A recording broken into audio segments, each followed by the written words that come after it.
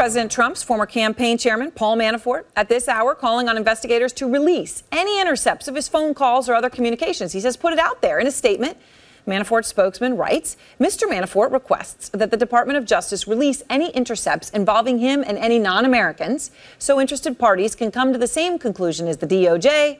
There is nothing there. Pamela Brown is out front in Washington tonight. And Pamela, you first broke the news that Manafort was wiretapped, and obviously his team is angry about that. And so they're saying release the records. That's right. This is the first time that Paul Manafort is responding to our exclusive reporting that he was being surveilled by the U.S. government under a FISA warrant, under a secret court order, at least 2 times. And as you pointed out, Manafort is now calling for the Justice Department to release any intercepts, these conversations that he had involving him, to the public. He's asking DOJ to do that, claiming that there is nothing there and he wants the public to judge.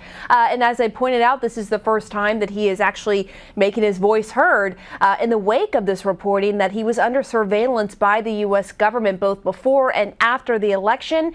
And during that time frame, he spoke to President Trump. He was his former campaign chairman. He spoke to him on the phone in the same time frame that he was under surveillance, according to our sources. It's unclear if those conversations were ever picked up as part of this surveillance. And also in this statement, Aaron, Manafort says that the U.S. Department of Justice's Inspector General should conduct an investigation into these leaks and examine the motivations behind the previous administration's efforts to surveil a political opponent. That is also a line we have heard from the current administration calling for leak investigations. Manafort was initially put under surveillance for his ties to a pro-Russia regime in Ukraine, and then later for the FBI's investigation into Trump campaign's associates and Russians and any possible collusion. Today, we should note, Aaron, that Senator Grassley of the Judiciary Committee told my colleague Manu Raju on camera that Manafort has not been cooperating with his committee. He also said Manafort may not meet with the Judiciary Committee because he was told he was facing indictment during a raid on his Virginia home in July, Aaron.